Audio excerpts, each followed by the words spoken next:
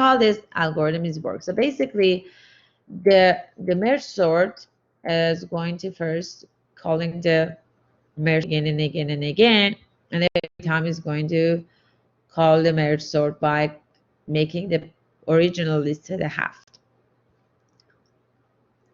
And then when we're done, we're going to call the merge method, and we put those two first half together. That's exactly, it was like 3 lines of the code. We can write this recursive merge algorithm that seems like very complicated, but it's not really as far as the coding part. The only things that are happening is in the merge method, right? So in the merge method, so the merge sort part itself is just dividing the method, but the merge part is the one that actually have, you know, the sorting happening in it. And just like explained, the index of the list 1, index of the list 2, and the index of the list 3. And so how we do the comparison, exactly what I just explained. So I'm going to also now look into the code real quick for the merge sort, and also the animation for it. Give me one second. First, we go to the animation of the merge sort. The animation is only going to show the merging part.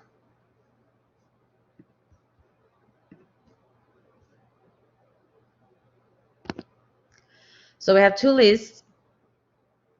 We know that both of these lists are already sorted, but now we're going to put it and merge them in a larger sort. So we're going to do the comparison. So 32 with 28, 20 is larger, so those 2 indexes are going to get increment. Then 32 with 32, so one of them is coming. Then 32 with 30, 43, and then 42 with 45. So we keep going, and as you can see, we have to keep incrementing the index of for sure the list 3, but sometimes the list 1 or list 3, list 2 as well. So as you can see, at this point, we're done with the list 1. So we don't have to do any other comparison. We just have to get the element from the list 2 and then just copy them at the end of the list 3, and then we're done with our copying. So that's an important thing that we have to remember as far as the merge algorithm, and the fact that you don't have to do the entire comparison. I'm also going to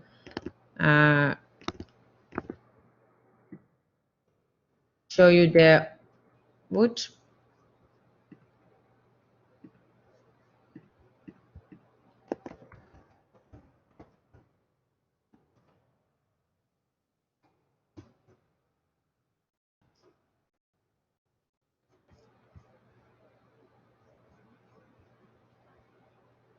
merge sort animation that okay, you can see that now. That we have, and we can compare the merge sort. So we already know that this is going to act as n log n. So that's one thing we know. The question is, so that's it, n log n. That's going to be the time complexity of this algorithm. Sometimes you need to use extra space because those lists, right? So those lists that we do the merging on them, they need extra space.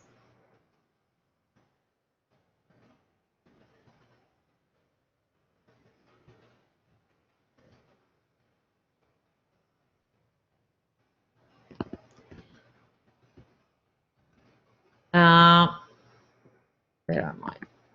Sorry about that. The algorithm is stable. So again, the relative order of the parameter is going to stay the same. So this, you know, again, as I said, that can be a good thing, depend on what we're trying to do. And the last thing is, this is not an adaptive algorithm. So that means that it's always going to perform in log n, no matter what.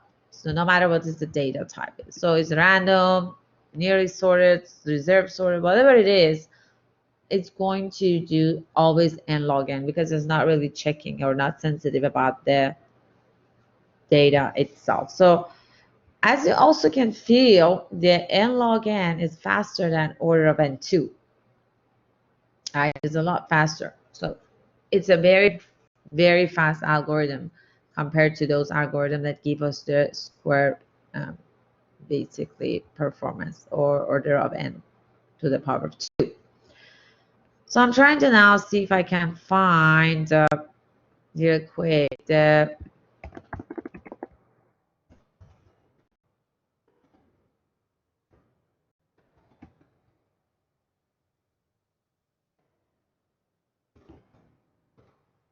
code for the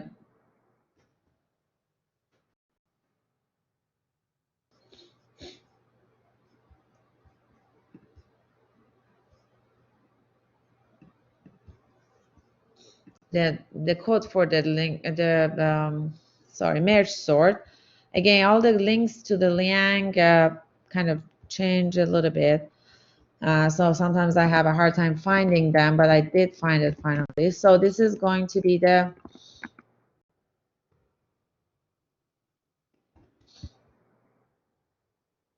hopefully you can see it now. Let's see. Also have to keep checking to make sure I am showing the correct page. So sometimes you see that I'm kind of slowing down and just double check because it happened multiple times and I had to keep redo my recordings because of the fact that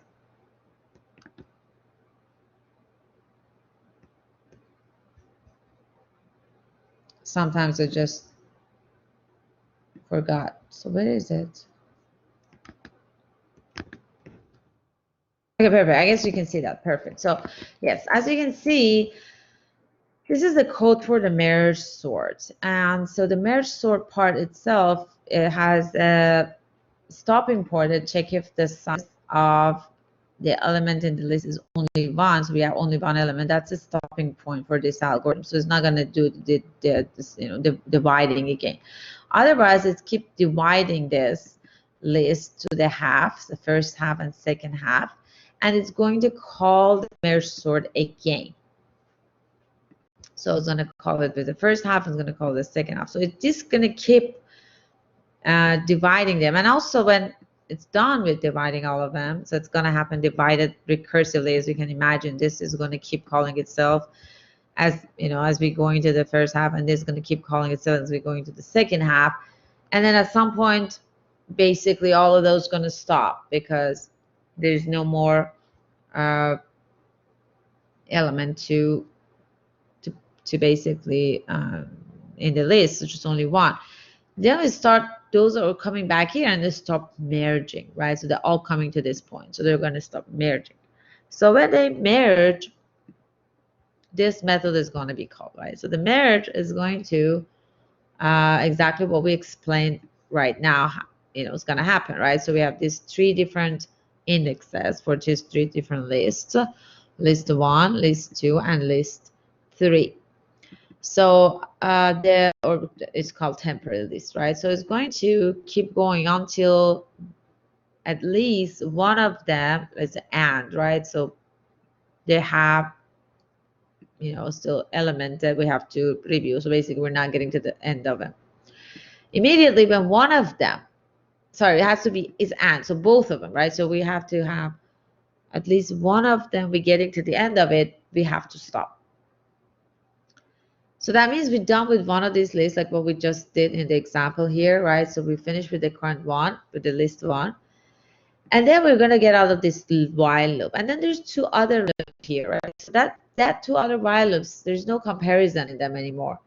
It's just going to copy all the elements from that particular list to our list temporary list or current, or the list number 3. So it's just doing it based on the whatever list that we're not getting to the size of it yet, and we're having those indexes telling us if we get to the size of it or not, and then we just copy the elements, so we don't have to do any comparison and see which one has to go where, right? So the comparison that we have in this while loop is no longer in the other 2. So with this 2 while loop here, it's just going to copy the whatever we left out here, like in this case the 73 and 79. It's just going to go to this loop and add them to the end of the list. So that's how the code is. So because I guess I explained this part because I had the student asking me why we need this. We already have this while loop. So that's why we need it, so we don't have to do the comparison. Again, keep that in mind, comparison can be expensive. So we try to minimize it if it's possible. And since we know this list is already sorted, if we're done with one of them, then definitely we're done with the other two. So we don't have to keep doing it.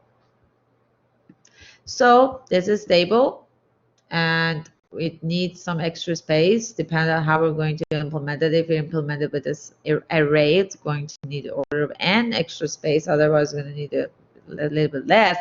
But no matter what, the complexity of it is n log n, because it's using the divided and conquer strategy, and it's not, checking the type of the data. So it's always going to perform, again, it's always going to just divide from half. And so we know we're always going to have two lists of pretty much same size. So that's always going to be like creating really a balanced tree that we just saw here in this example, right? So let me show you here again.